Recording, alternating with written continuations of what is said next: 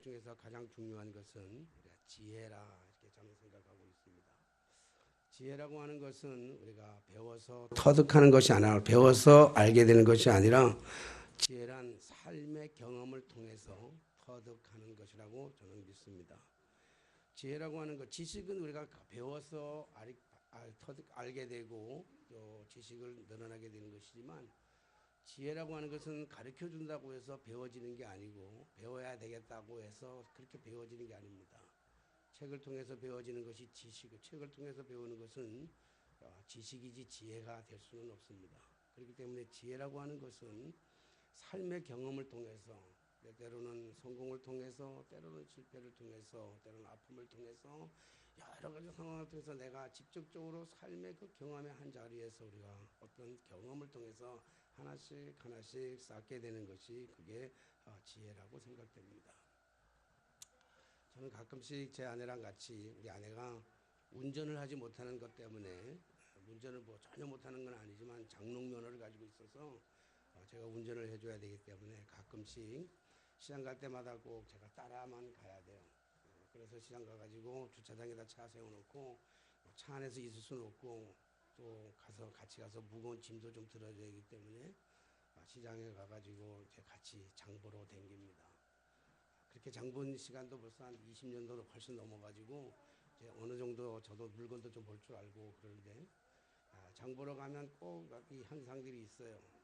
장을 보러 이렇게 가가지고 그 시장에서 일하는 아줌마들이 얼마나 힘들겠어요. 아줌마들 이렇게 보면 제가 말을 건넵니다. 항상 말을 건네면 우리처럼 좀 싫어해요. 남자가 말이 많다고. 말이 많다고 싫어하는데 저는 무슨 말을 건네면서 그 분이 무슨 말을 들으면 참 행복할까. 저렇게 지치고 힘든 저분이 무슨 말을 들으면 참 행복할까 하는 생각을 그 순간순간마다 막 머리를 굴려가지고 그분이 행복할 수 있는 단어를 찾아서 이렇게 얘기해요.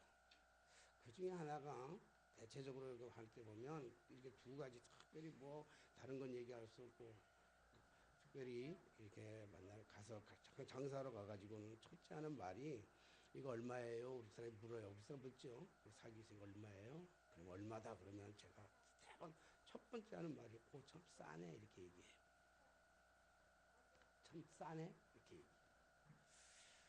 그 다음에 그럼 이제 어떻게 그 다음에 사게 되면서 고르면서 뭘 장이 이렇게 담아져 있으니까 어떤 거를 드릴까요? 그래요. 이제 골라서 갖는 거잖아요. 어떤 거를 드릴까요? 그러면 제가 제일 안 나가는 거 주세요. 이렇게 얘기를 해요.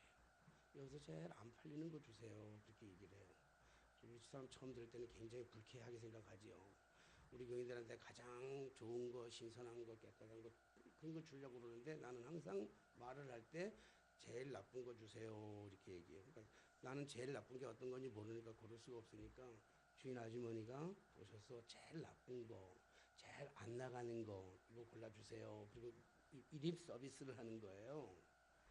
그러면 참 그 주인 아주머니가 웃으면서 이런 분 처음 봤다 그러는 거예요. 첫째, 물건이 싸다고 하는 분 처음 봤고, 둘째, 가장 나쁜 거 골라다는 한 사람 처음 봤다는 거예요. 그러면서 골라주는 것이 제일 좋은 것, 상품 가치가 제일 좋은 것을 골라주고, 그리고 가끔씩 덤으로 하나 더 줘요.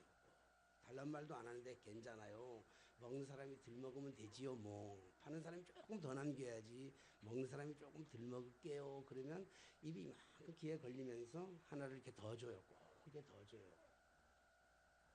더 갖기 위한 것은 아닌데 그 아주머니가 한 바구니를 막 주면서 그리고 이제 에너지가 막 나오니까 이게 좋은 말로 뭐 하면서 이런 아저씨 처음 봤다 그러면서 아유 아주머니 참 좋겠네 이 아저씨랑 살아서 그러면서 하나씩 더 주면 그 하나를 더 주는 것에 의해서 그 아주머니의 환한 모습과 행복해하는 모습을 보면서 그동안 지쳐서 막 장사가 하루 지쳐서 지친 그분이 환한 모습을 하나 더 주는 그 모습을 보면 그 행복해하는 모습을 보면 내 자신이 행복해진다고. 근데 시장을 여럿이 다니다 보면 아줌마들이 물건 사는 걸 보면 많이 알잖아요. 많이 알면 아줌마들이 얼마예요? 그러면 대체적으로 아줌마들은 얘기하면 얼마나 그러면 대체적으로 아줌마들은 다 그거 참 비싸네요. 이렇게 얘기해요. 뭐 이렇게 비싸요? 이렇게 얘기해요. 그러면 돌아오는 반응은 뭐라고 얘기하냐면 그러면 딴 데가 사세요. 이렇게 얘기해요. 성질 확 내면서. 물건값 올랐어요. 지금 다 말할 때 웃으면서 우리가 지금요 물건이 올라가가지고 이러는 게 아니고요. 근데 어쩔 수 없이 이렇게 하는 사람 없어요. 지금 물건이 올랐다니까요. 딴 데 가서 사세요. 성질. 그러면 누구든지 그 얘기를 들으면 기분이 확 나빠요. 그래서 어떤 데 싸우는 걸 많이 봐요. 아줌마 왜 나한테 성질 내요? 그래요. 그러면 입장을 바꿔놓고 생각하면 장사하는 아줌마 하루 종일 피곤하게 일하는데 말 거는 것도 귀찮아 죽겠는데 거기다가 비싸느니 그러면서 얘기하면 화가 났으니까 아줌마가 비싸다 그러니까 성질 나는 거 아니에요. 싸움 난다고. 싸움 나는 거 많이 봐요. 그런 거. 그리고 하나 더 달라는 거야. 그 하나 더. 오이 하나 더 가지려고 하나 더 줘봐야 꼬부라진 거 줘요, 상한 거 줘요, 나쁜 거 줘요, 좋은 거 제일 좋은 상품 하나 골라주겠어요? 아니에요. 좀 나쁜 거 하나 주는데 그거 하나 더 가지려고 질기냐고 싸우고 기분 나쁘다고. 이런 걸 보면서 저는 오랫동안 시장에 가서 보면서 터득하는 걸 보면서 행복이라고 하는 것은 내가 만드는 거구나. 내가 다른 사람들에게 행복을 주게 만들면 행복이 돌아오는구나. 근데 내가 다른 사람을 기분 나쁘게 하니까 다시 기분 나쁜 게 돌아와가지고 살아가는데 기분이 나쁜 거다. 이게 뭐 꼭 사람만 되어지는 건 아니잖아요. 우리가 알지 못하는 처음 만나는 강아지, 오늘 강아지 때문에 예배 못 오신 분도 있지만은 처음 만나는 강아지들을 보면서 여러분들 먹을 거를 주고 강아지를 이뻐하고 쓰다듬어주고 배를 긁어주면요, 강아지는 기분 좋아가지고 벌러덩 나가자마자 하늘 보고 있으면 강아지가 기분 되게 좋은 거거든요. 처음 보는 강아지들도 그러면요 좋은 것 주고 막 하면요 강아지들이 막 좋아해요. 강아지들이 막 이뻐하고 나한테 와서 좋아하고 막 그러면 그 강아지 좋아하는 강아지 보면 행복의 에너지가 저절로 나오잖아요. 근데 재수없어 강아지가 발로 찬다든지 오면 강아지가 뭐 이렇게 오면요 서로 경계한다든지 막 치면요 강아지가 그러잖아요.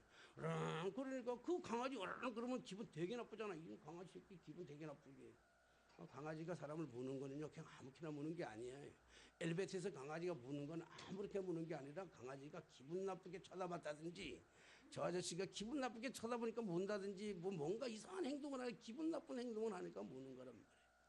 그래서 이런 걸 보면서 우리가 살아가는 삶의 지혜라고 하는 이런 걸 계속해서 얻는 거예요. 계속해서 얻는 건 행복이라고 하는 것은 우리가 내가 오기를 기다리는 것이 아니라 내가 행복을 다른 사람한테 주면 그 행복이 반대로 돼서 돌아오는구나 하는 것을 깨닫게 되었습니다. 우리가 만들려고 하는 좋은 세상, 좋은 사람들은 다른 데가 아니라 나로부터 시작된다고 생각합니다. 내가 행복의 에너지를 주면 돌아오는 것이 행복의 에너지가 오는 것이고, 내가 불행의 에너지, 내가 성질을 내고 살아가면 성질로 돌아서 나한테 돌아오는 것, 그것이 우리의 세상의 이치가 아닐까. 파고다교회를 나오시는, 특별히 오늘 어떤 모양으로 어떠한 조건으로 어떤 환경 속에서 이 자리에 나오든지 간에 어떤 분이 오늘 얘기하더라고요. 도대체 오늘 무슨 날이에요? 아니에요. 근데 오늘 이상해요. 무슨 날도 아닌데 떡 가져오는 사람이 있고 오뎅 갖고 오는 사람도 있고 이런 사람 있고 저런 사람 막 사과도 갖고 오고 막 그러니까 마치 무슨 날인 것처럼 그러는데 그 무슨 날이 아니라 오늘 사과를 가져오든지 오뎅을 갖고 왔든지 떡을 가져왔든지 가져오신 분들이 행복을 갖고 온 거예요. 저는 항상 그때보다 사과를 보는 게 아니라 오뎅을 보는 게 아니라 떡을 보는 게 아니에요. 저는 절대 그렇게 안 봐요. 그 속에 담겨있는 사랑을 봐요. 그래서 나는 떡을 먹는 날이 별로 없어요. 저는 사과를 먹는 날이 별로 없어요. 늘 먹을 때마다 사랑을 먹고 살아요. 그래서 이 얼굴이 사랑으로 가득 차잖아요. 사랑을 주니까 사랑을 줘야 돼요. 사랑을 받으니까 사랑을 주게 되고, 그러니까 교회가 와가지고 그걸 먹는 사람들의 모습을 보면 막 환하게 먹고 기쁘게 먹고 즐거운 먹으면 그 가져오신 사람이 마음이 좋잖아요. 기분이 좋잖아요. 안 그래요? 그러니까 행복한 세상을 만들어가는 것은 누가 가져다 주는 게 아니라 누가 만들어 주다는 게 아니라 나로부터 시작되는구나 하는 생각을 이렇게 갖게 됩니다. 우리 파고다교회 오신 분들, 특별히 우리 파고다교회는 저는 가족 같은 교회를 아주 싫어합니다. 우리 파고다교회는 가족 같은 교회를 아주 싫어해요. 저는 그 말을 참 싫어해요. 그래서 우리 교회는 가족 같은 교회가 아니라 그냥 가족 교회예요. 그래서 여러분 나가서는 몰라. 나가서는 우리 공동체 안에서 나가서는 어떻게 사는지 내가 모르고 체크할 수 모르니까 모르는데 일단 교회 안에 문 열고 들어와가지고 여기 들어오는 순간에는 가족인 줄로 믿습니다. 그래서 가끔 우리 아들이 날 보고 형님 그런다니까요. 왜? 아버지가 같으니까. 우리 하나님이 아버지가 같으니까 형님 그런단 말이에요. 여러분 가족이야 가족. 이 안에 들어오면 가족 같은 거는 참 좋지 않아요. 아주 오래간만에 여행 갔다 왔는데 몇 달 만에 왔는데 예를 들어서 우리 저 케냐에서 오신 우리 선교사님 내가 1년 이제 넘어서 우리가 보잖아요. 근데 왔는데 이렇게 쳐다보면서 박수경 선교사님 같은데요. 그렇게 얘기하면 기분 더럽게 나빠요. 박수경 선교사 같은 게 아니죠. 박수경 선교사지. 그러니까 가족 같다 그러면 당신 출근해가지고 열심히 근무하고 집에 들어와가지고 지치고 피곤해 지친 사람은 들어올 때 보면 우리 장은주 권사님은 들어오시는 남편 보고 오 마이 달링 뭐라 그러죠? 올리유 얼마나 좋아. 근데 들어오는 남편한테 좀 오늘 힘들라고 지쳐온 남편한테 들어오면서 문 열면서 남편 비슷하게 생겼네요. 남편 같네요. 그럼 그날 맞아 죽는 거야 그날은. 안 그래요? 그러니까 남편과 가족 같은 게 아니라 우리 교회는 가족인 줄로 믿습니다. 나가서는 몰라 나가서는. 근데 오늘 식사하고 나누는 모든 것은 가족이에요.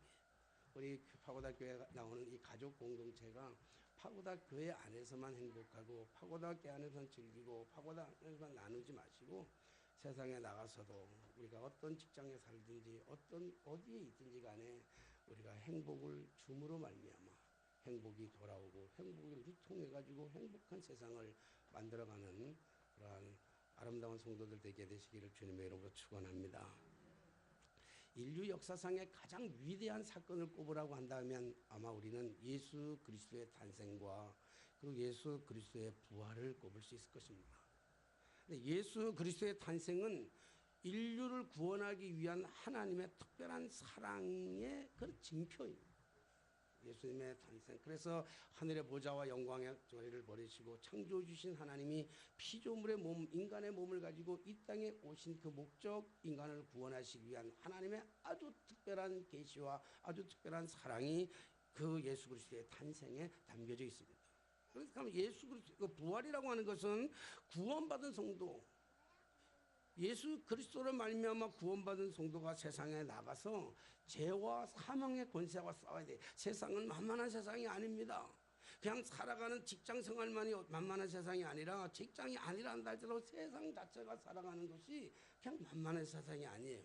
죄와 사망의 권세들로 가득해요. 직장 다니는 사람들을 보면서 어제 우리 집사람이 우리 아이들하고 전화 통화하고 나서는 얼마나 마음이 아픈지 그걸 가슴에 품고 있다가 아마 오늘 아침에 일어났더니 우리 아이들 살아가는 삶의 모습 보면서 애들이 나쁘다는 게 아니라 우리 애들이 이렇게 살아간다, 이렇게 세상 속에서 경쟁력을 가지고 살아가는데 이게 만만치 않게 살아가는 그 아이들을 바라보면서 엄마의 마음으로 너무 아프다 이런 얘기를 하더라고요. 아픈 건 아픈 거지만 아프니까 청춘이라 그러는데 뭐 아픈 게 쟤네만 아프겠냐고요. 여러분 직장에 다니는 모든 사람들이 살아가는 삶이 참 힘들고 어려운 거예요. 그러니까 그 어려운 세상을 살아가는데 죄와 사망의 권세와 싸워서 이길 수 있는 힘을 공급해 주시기 위한 것, 그 하나님의 능력이 부여되는 사건이 부활인 줄로 믿습니다. 그러니까 우리 이 역사상 가장 위대한 사건이 있다면 전무후무한 사건 중 사건은 예수 그리스도의 탄생과 예수 그리스도의 부활이에요. 그 중심에 그 가운데 무엇이냐면 예수 그리스도가 십자가로 지시는 사건, 위대한 사건이 그 속에 담겨져 있죠. 창조주이신 동시에 피조물의 인간의 형상으로 이 땅에 오신 그분이 바로 예수 그리스도예요. 그래서 예수 그리스도가 이 땅에 오셔서 33년이라고 하는 짧은 인생의 삶을 사시고 마감하셨어요. 그 33년의 짧은 인생을 사시면서도 그 중에서도 3년이라고 하는 아주 지극히 짧은 그 시간 동안에, 공생의 시간 동안에 예수님이 삶을 그렇게 살아가셨죠. 그 3년의 삶을 살아가시면서 그 3년 동안에 예수님께서는 많은 이적을 행하셨고 많은 기적을 행하셨어요. 초자연적인 삶을 살았고 초과학적인 삶을 살으셨어요. 그래서 인간이 상상할 수 없는 많은 일들을 우리 주님이 친히 보여주시기도 하셨어요. 그래서 예수님의 사역이 이런 사역을 많이 하셨어요. 그런데 예수님의 이 3년의 공생애 속에서 많은 사역을 하면서 그 사역 가운데 예수님의 사역 가운데 가장 클라이막스의 사역이 있다고 한다면 꼽으라고 한다면 우리는 당연히 예수님의 십자가 사건을, 예루살렘에 입성하는 예수님의 사건을 우리가 꼽을 수 있을 거예요. 예수님의 사역 가운데 클라이막스는 병 고치는 것이 아니었습니다. 물론 예수님은 안전뱅이를 고쳐주시기도 하고 눈먼 소경을 고쳐주시기도 하고 38년 된 병자를 고쳐주시기도 하고 간질된 병자를 고쳐주시기도 하고 군대 귀신 자들을 고쳐주시게 하는 예수님의 사역 가운데 병 고치는 역사를 많이 행하신 것 사실이에요. 의사도 고칠 수 없는 것, 그 어떤 것도 고칠 수 없는 질병의 문제를 예수님께서 사역을 통해서 당신이 하나님의 아들로서 하나님으로서 신적인 요소를 가지고 많은 질병을 고친 사역도 있습니다. 제 사람들은 그것 때문에 예수님을 수없이 따랐지만 예수님의 사역의 클라이막스는 병을 고치는 것이 아니었습니다. 예수님은 저 갈릴리 호숫가에서 굶주린 사람들을 위해서 보리떡 5개와 물고기 2마리를 가지고 5,000명이나 되고도 12강균을 남기는 기적을 행하셨던 그런 일들을, 그 사역을 감당하시기도 했어요. 그러나 그 사역이 정말 많은 사람들에게, 배고픈 사람들에게 필요한 사역이긴 하지만 그 사역이 클라이막스는 될 수는 없어요. 뿐만 아니라 예수님은 갈릴리 호수에서 일어나는 그 엄청난 파도 속에서 죽어가는 제자들을, 그 제자들과 함께 바람과 파도를 잔잔케 하셨던 그런 초자연적인 기적을 사역 속에서 행하셨던 것도 사실이에요. 그러나 그런 것들조차도 역시 예수님의 사역의 클라이막스를 놓을 수는 없을 거예요. 예수님의 사역의 진짜 진정한 클라이막스는 예수님의 십자가를 지시는 사건입니다. 예수님이 십자가를 지시는 그 사건 가운데 또 하나의 중심이 있다고 한다면 오늘 우리 본문의 말씀에 읽은 것처럼 오늘 예루살렘으로 입성하시는, 십자가를 지시기 위해서 예루살렘으로 입성하시는 이 장면이 아마 예수님의 생애 가운데 가장 클라이막스를 이루는 가장 중요한 사역 중에 그 한 가운데, 한 토막 가운데 가장 중요한 토막이라고 우리는 이야기할 수 있을 것입니다. 예수님께서는 예루살렘에 입성하시기 위한 것은 예수님이 죽으러 오셨잖아요. 그래서 예수님이 입성하시기 전에 바로 제자들, 두 제자에게, 오늘 본문의 말씀 보니까 두 제자에게, 어떤 제자라고 하는 이름은 알려지지 않아요. 그러나 아마 사랑했던 제자, 가장 아꼈던 제자들에게 이런 걸 시키지 않았을까 싶어요. 그 두 제자에게 예수님께서 가가지고 저 맞은편에 가가지고 가면 나귀가 메어 있을 텐데, 어미 마귀, 새끼 마귀 있을 텐데 가가지고 새끼 나귀를 데리고 오라, 이렇게 얘기를 했습니다. 이건 예수님께서 당부한 것이 아니고 부탁한 것이 아니라 예수님의 명령이셨습니다. 우리 두 제자가 이 예수님의 명령의 말씀을 듣고 얼마나 황당했겠어요. 얼마나 기가 막혔겠어요. 또 굉장히 당황했을 거예요.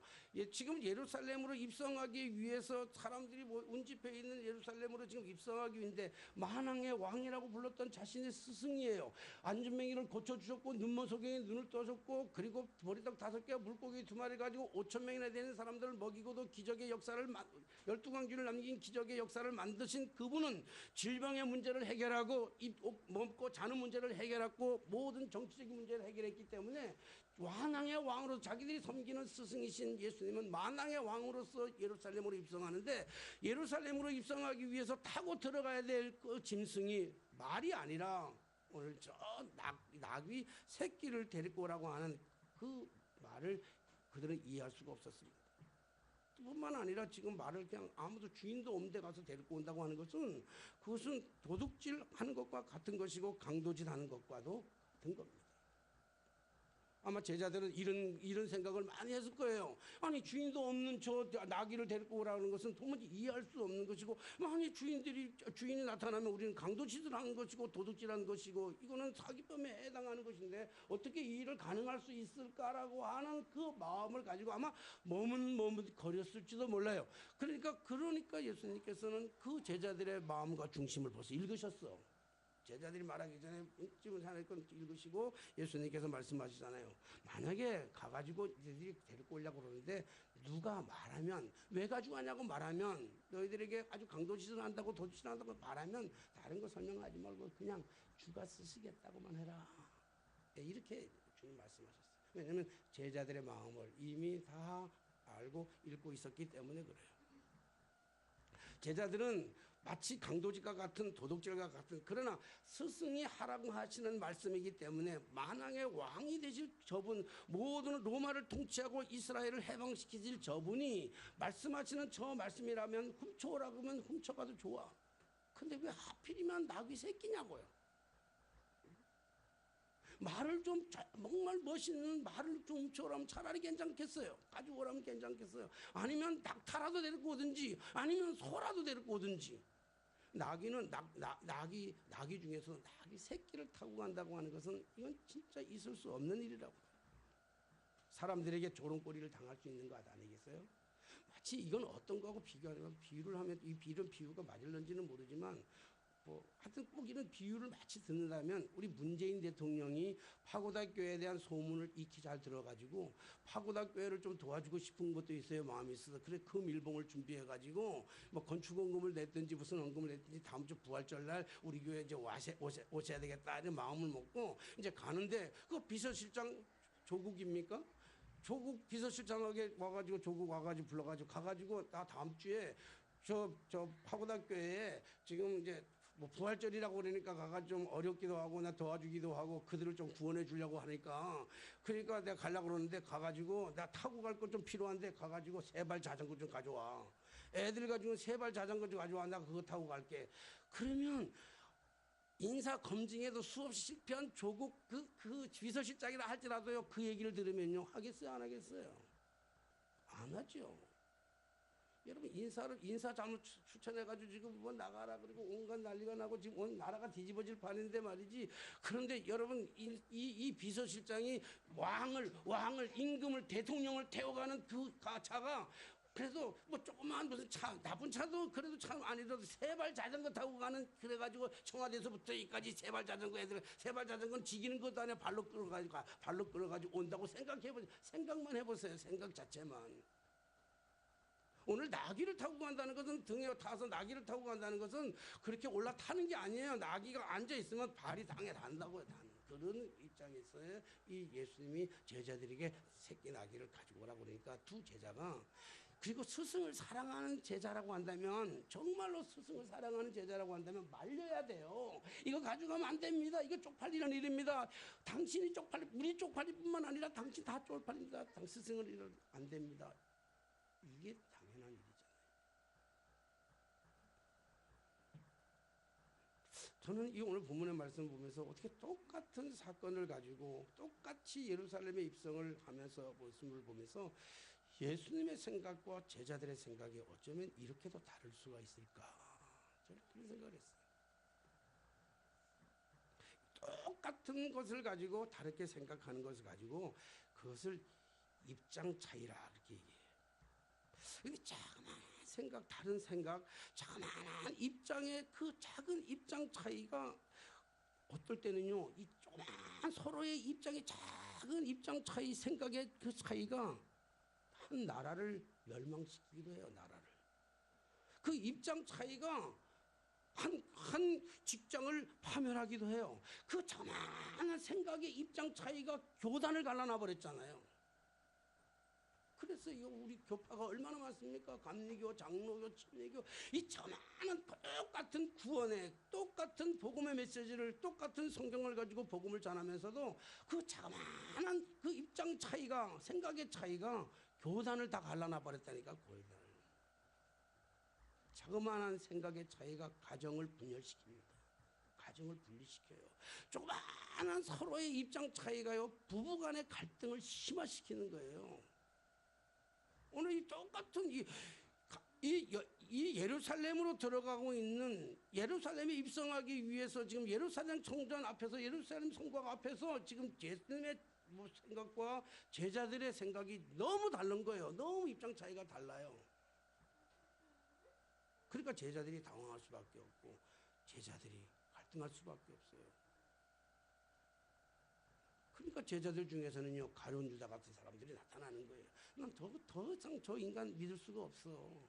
아니 도대체 어떤 인간이 저럴 수 있어. 아니 이 기적을 행하셨던 안진뱅이를 일으키셨고 오병이어의 기적을 행하셨던 이 엄청난 분이라고 하면 당연히 말을 타고 들어가야지. 예선장군처럼 당당하게 들어가야 될 거 아니에요. 그런데 어떻게 우리 보고 나귀를 가져오라. 그 나귀도 어미 나귀도 아니고 새끼 나귀를 가지고 오래. 그러니까 불평할 수밖에 없고 원망할 수밖에 없고 그래서 제자들 가운데서는요 주님을 배신하고 돌아갔던 사람들이 숱하게 많아요. 그럼에도 불구하고 오늘 성경은 그들이 예수님의 말씀에 불복종한 것이 아니라 성경의 말씀 보니까 그들이 그럼에도 불구하고 예수님의 말씀에 응하여서 가가지고 나귀 새끼를 끌고 왔다. 이렇게 있습니다. 그들이 예수님의 말씀에 절대적으로 순종했어요. 제자들이 오늘 순종한 것은 순응하고는 달라요. 순응했다는 거 아니에요. 순응과 순종에는 굉장한 간격이 있어요. 순응이라고 하는 것은요, 맹목적인 거예요. 맹목적으로 그냥 순리적으로 따르는 거야. 그냥 그래 왔으니까, 전통적으로 그래 왔으니까, 남들이 다 그러니까 나도 그러는 거예요. 몸에 배어 있으니까 할 수 없이 그렇게 가는 거예요. 그걸 갖다가 순응이라 그래요. 순응. 많은 교회에서 아니 많은 신앙을 믿는 사람들이 그래 이단에 빠지는 경우가 다 뭐냐면 그냥 순리적으로 따라가는 거야. 남들이 가니까 나도 가는 거고 너도 가니까 나도 가는 거고 얘 전통이 그렇다니까 그냥 전통대로 가는 것이고 이게 순리예요. 근데 오늘 제자들이 한 것은 순리대로 따라가는 것이 아니잖아요. 제자들이 생각할 때는 도저히 이해할 수 없는 예수님의 방법이, 예수님의 생각이, 예수님이 하시는 일이 도무지 이해할 수가 없는 거예요. 그렇기 때문에 순종하고 순응하고 다른 것은요, 순종이라는 건 순리대로 따라가는 것이지만 순응은 따라가는 것이지만 순종이라고 하는 것은 역행하는 거예요. 역행한다는 것은 하나님의 뜻과 주님의 말씀에 역행하는 것이 아니라 내 생각과 내 뜻을 역행해 나가는 거예요. 내 생각은 이게 아니야. 도대체 이건 이해할 수가 없어. 내 방법으로는 도대체 아무리 생각하고 계산해도 이 방법은 나올 수가 없어. 그런데도 불구하고 그게 하나님의 말씀이기 때문에 하나님의 뜻이기 때문에 내 생각과 내 것을 포기하고 따르는 거예요. 제자들이 오늘 순종했던 것은 바로 그런 것들이에요. 우리가 세상을 살아가면서 이런 경험들은 숱하게 많이 합니다. 아무리 생각해도 이해할 수 없는 것들이 도무지 많은 거야. 그런데 하나님의 말씀을 읽을 때마다, 성경을 읽을 때마다 계속적으로 그 말씀을 우리에게 주신단 말이에요. 그러니까 그 말씀 때문에 괴로워해요. 저는 성도들을 만나면서 참 많이 봤어요. 며느리들이 교회 안 오는 경우를 참 많이 봤어요. 그래서 전도해요. 며느리들한테 교회 잘 나오던 며느리인데 교회를 안 나오는 거야, 며느리가. 그럼 왜 안 나오냐 그러면 시어머니 때문에 교회를 안 나온다는 거예요. 왜 시어머니 때문에 교회 안 나오냐 그러면 시어머니가 미워서 죽겠대. 시어머니가 미워서. 그러면 교회 와서 그럼 교회 오면 되잖아요. 그럼 교회 오면 계속적으로 기도만 하면 시어머니 용서하라 그러는데 용서할 수 없는 시어머니를 교회만 오면 자꾸 기도만 하면 용서하라 그러는데 그래서 기도하기 싫어서 안 오는데 충분히 저 이해해요. 그래도 저도 그런 경험을 수도 없이 했기 때문에 저도 살아오면서 저도 목사인데 사람이잖아요. 저도 목사인데 감정이 있잖아요. 저도 목사인데 생각이 있잖아요. 그게 우리 가족사에서도 많이 났어요. 사실 우리 집사람 같은 경우는 가끔씩 그래.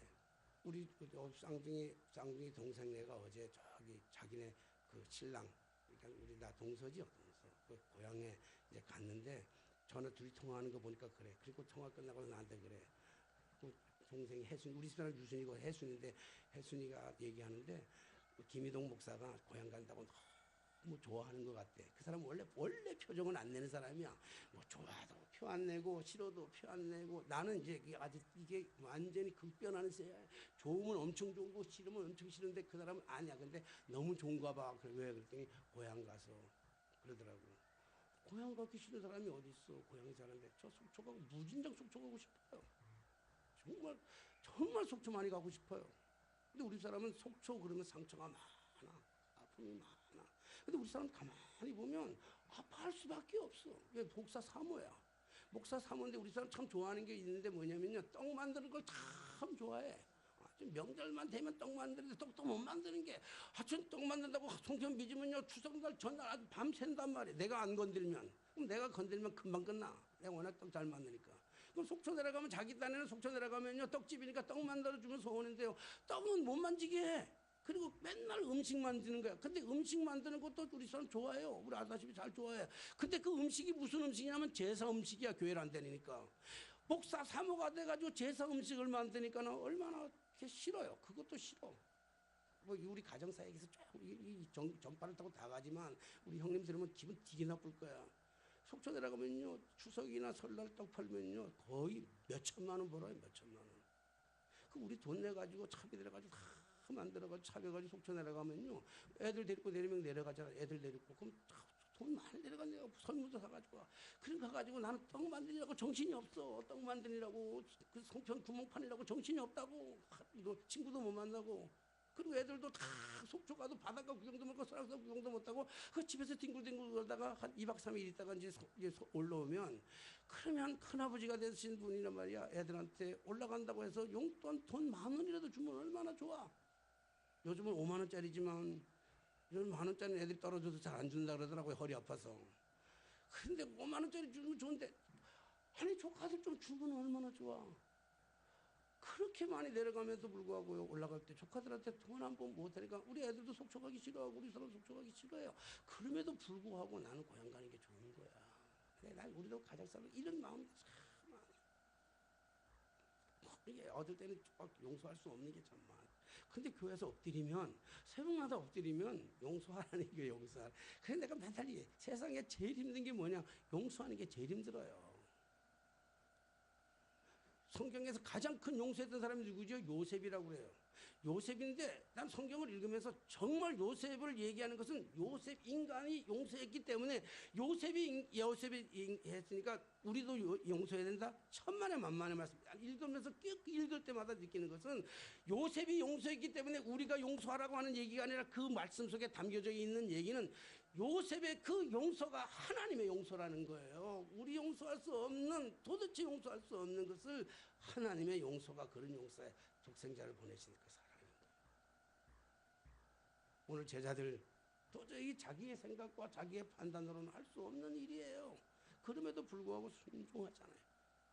수능이라고 하는 건 이런 거예요. 예배를 참석하는데 주일날 예배 참석하는데 아무 생각 없이 오는 거예요. 아무 생각 없이 그냥 주일내니까 주일이니까 가야 되는가 보다 당연한 습관적으로 아무 생각도 없고 갈등도 없고 그냥 오는 걸 가지고 그걸 수능이라 그래요. 그것도 뭐 나쁜 건 아니죠.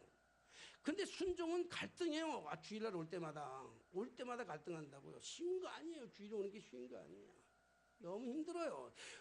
여러 가지 복잡한 게 많아요. 방해하는 게 요소가 많아요. 그럼에도 불구하고 어떨 때는 그런 생각 수없이 들잖아요. 꼭 이거 가야 되나? 오늘 주일날 이거 꼭 가야 되나? 이런 생각들이 수없이 많아요. 그리고 아주 옛날 개그 있잖아요. 어떤 분이 있잖아요. 자기 엄마한테 엄마 나 오늘 교회 가기 싫어요. 그러더래요. 그러니까 엄마가 그래도 교회 가야 되잖아. 아, 나 오늘 정말 교회 가기 싫어요. 엄마 정말 나 오늘 정말 교회 가기 싫어요. 오늘 교회 안 가면 안 돼요. 정말 거기 가시는데 엄마가 넌 가야 돼. 넌 꼭 가야 돼. 왜 가야 돼? 오늘 좀 쉬었으면 좋겠어. 네가 교회 담임 목사잖아. 여러분 목사도 가기 싫을 때가 참 많아요. 그냥 목사이기 때문에 아무렇게나 아무 생각 없이 와서 예배 드리는 거 하고 그 여러 가지 힘든과 어려움과 갈등과 고민과 피곤함과 그 많은 곳에서 교인들이 뭐 다 잘할 수는 없잖아요. 때로는요 비수처럼 칼날 야주한 손꼽 가지고 팍팍 찌르는 교인들도 있어요. 없는 게 아니야. 그럴 때마다 그 교인 보면 가슴이 발랑발랑 뛰어. 오면요 교회 건물을 보면 가슴이 발랑발랑 뛰어요. 그런 갈등을 가지고도 와가지고 정말 그런 교인들을 끌어안고 감싸안고 울면서 때로는 새벽마다 그런 교인들을 놓고 눈물로 기도하는 울어대는 것. 그런 거. 그게 순종이란 말이야. 나 할 수 없는. 도저히 할 수 없는, 도저히 포기할 수 없는, 도저히 용서할 수 없는, 도저히 사랑할 수 없는, 도저히 이 일을 행해서는 나한테 손해가는 어떻게 세발 자전거를 타고 우리 청와대로 입성할 수 있겠냐고요. 세발 자전거 애들 태우고 가는 건 가지만 오늘 제자들이 예수님의 말씀에 자기의 생각과 자기의 방법을 포기하고 주님 앞에 맡기고 오늘 나귀를 데려다가 예수님 앞에 갖다 드셨어요. 그렇다면 오늘 본문을 보는 시간이 좀 같지만 오늘 본문을 보면서 그럼 왜 예수님은 굳이 이렇게 나귀 새끼를 타야 되냐고. 예수님은 말 타고 들어가면 안 돼요? 예수님은 소 달구지 타고 들어가면 안 돼요? 예수님은 그쪽에 중동지에 가장 많은 낙타 타고 가면 안 돼요? 낙타 타고 가도 좀 멋있어요. 낙타 타고 가도 제가 이스라엘 가서 낙타 한번 타봤는데 저기 올라가면서 저기 어디야? 신해산 올라가면서 낙타 타고 올라갔는데 그 운치나더라고요. 그 멋있더라고요. 낙타 타고 올라가는데 그 낙타 타고 가는데 왜 새끼 나귀를 타고 발도 하면서 새끼 나귀를 타고 예수님이 가셨을까? 시간이 많기 때문에 아주 요약하면 첫째는요, 낙이라고 하는 것은 겸손의 상징이에요. 가장 낮은 자리에 내려가는 겸손의 상징이야. 그러니까 예수님께서는 가장 높으신 분임에도 불구하고 하늘의 보좌와 영광의 자리에서 가장 높이 계셔야 될 분임에도 불구하고 가장 낮은 자리에 오셔서 짐승 중에서도 가장 겸손한 가장 낮은 나귀를 태가세 그 나귀 중에서도 가장 작은 새끼 나귀를 태고 한 번도 멍에를 메보지 않은 새끼 나귀를 타고 예수님이 들어갔다는 것은 당신이 낮아져도 최고의 낮아짐 겸손에서 가시고 두 번째로 있다고 합니다. 두 번째로 말씀드린다면 구약의 말씀을 성취하기 위해서 그랬어요. 오늘 스가랴 5장 9장에 보면 여기 말씀하잖아요. 시온의 딸에게 이르기를 내 왕이 내게 임하나니 그는 겸손하여 낙이 곧 멍에 매는 짐승의 새끼를 탔도다. 오늘 구약의 성경의 말씀을 이루는 건 이게 예수님의 말씀이란 말이에요. 예수님의 하나님의 뜻을 이루기 위해서 구약에 이미 스가랴 선지자를 통해서 하나님께서는 말씀하셨던 만왕의 왕이 성전에 예루살렘으로 들어갈 때 뭘 타고 들어가는가 하면 백마를 타고 들어가는 게 아니라 나귀를 타고 들어가는데 그게 그런 메시지가 있는데 살아가는 오늘 현실적인 삶의 모습을 보면 너무 동떨어진 거예요. 너무 동떨어졌어요. 그 까마득한 옛날 이야기인데 오늘 우리가 살아가는 우리의 삶 속에서 그 말씀을 적용하려니까 이게 이해가 안 되는 거잖아요. 예수님은 왜 갈등하지 않았겠어요? 예수님도 갈등했을 거예요. 왜 나귀를 타고 가냐고. 지금 이 엄청난데 예수님이 하시고자 한다면 나귀를 전해가지고 말도 만들 수 있는 능력을 가지신 분인데 왜 낙타했을까? 오늘 예수님께서 굳이 짐승 나귀를 타고 새끼 나귀를 타고 들어갔은 것은 하나님의 말씀을 그대로 성취하시기 위한 예수님의 순종의 순종. 그러니까 세 번째로 한다면 예수님은 순종의 본을 보이신 거지요.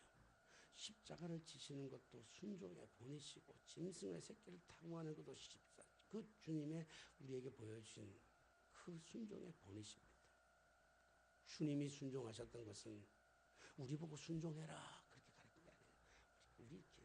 우리 의지 가지고 안 돼요. 해보면 알지만요. 우리 의지 가지고 전혀 안 된다니까. 사랑을 의지 가지고 된다고 생각하세요? 용서가 의지 가지고 된다고 생각하세요? 의지 절대로 안 돼요. 성경이 말하는 것은요, 대체적으로 말하는 것은 다 하라 그러는 거 별로 없어요. 안 돼요. 의지 가지고는 안 돼요. 우리가 하려고 인간에는 죄성이 많아요. 우리 모두가. 그 인간의 힘으로는 안 된다니까. 한다고 용서하려고 해보세요. 용서하려고 하면 할수록 더 깊은 수렁텅이에 빠져요. 그래서 저는 많은 상담하면서 그래요. 용서하지 말라 그래요. 미워하라 그래요. 용서하려고 그러면 더 갈등해요. 용서가 안 되니까. 여러분 왜 미워하는 줄 아세요? 왜 미워해요? 아직까지 기대가 있기 때문에 미운 거예요. 아직까지 기대가 있다는 건 사랑하기 때문에 미운 거예요. 그 단계가 지나버리면요 무관심이 돼버려요. 하든 말든 상관없어요. 여러분 미워하는 사람 있으면 더 미워하세요. 그게 살아가는 삶의 비밀이에요. 비결이에요. 살 수 있는 거예요.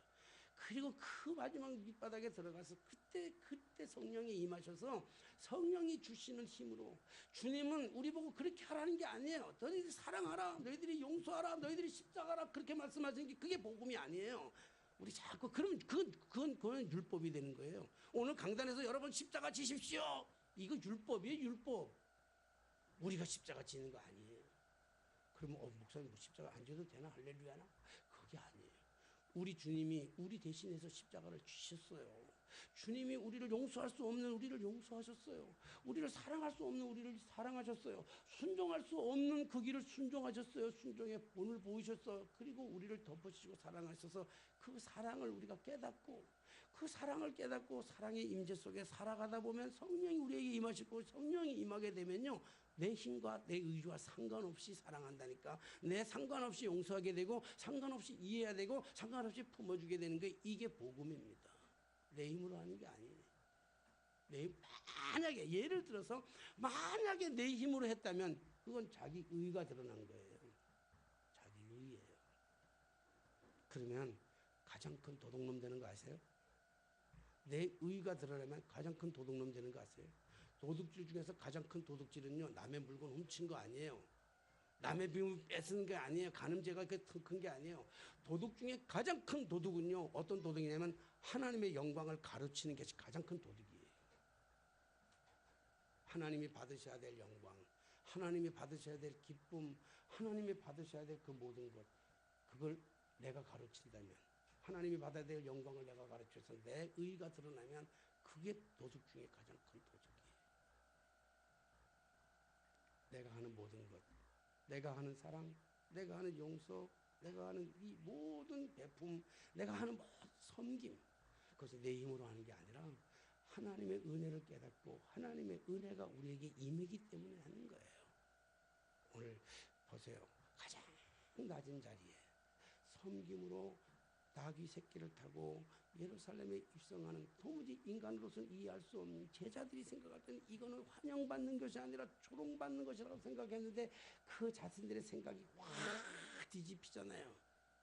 자신들이, 다른 제자들이, 두 제자와 달리 다른 제자들이 자기의 겉옷을 벗어서 그 나귀에게 엎기도 하고, 사람들은 그 겉옷을 벗어서 레드 카페를 만들고, 사람들은 종려나무 가지를 꺾어가지고 그 주님을 호산나, 호산나.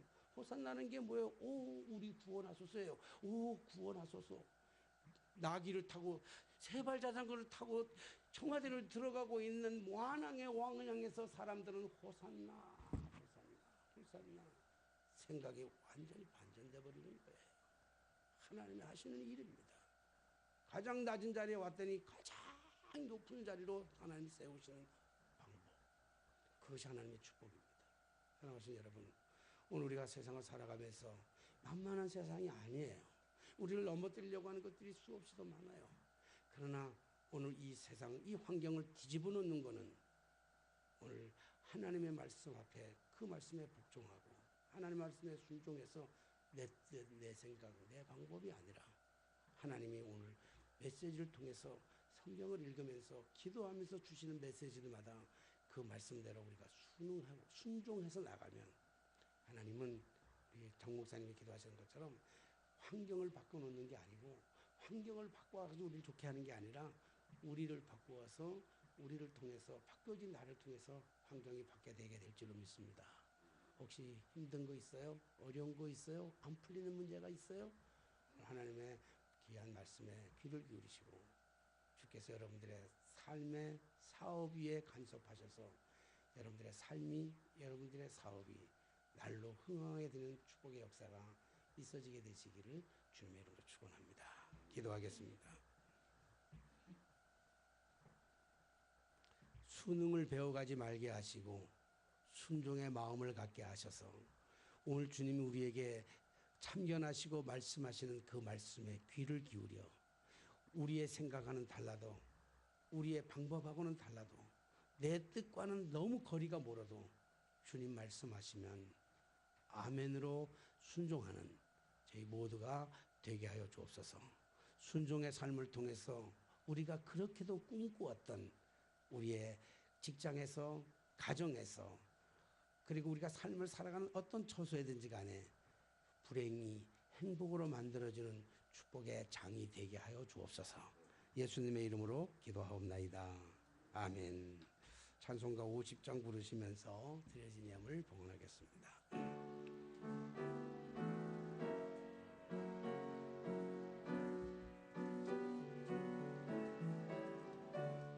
내게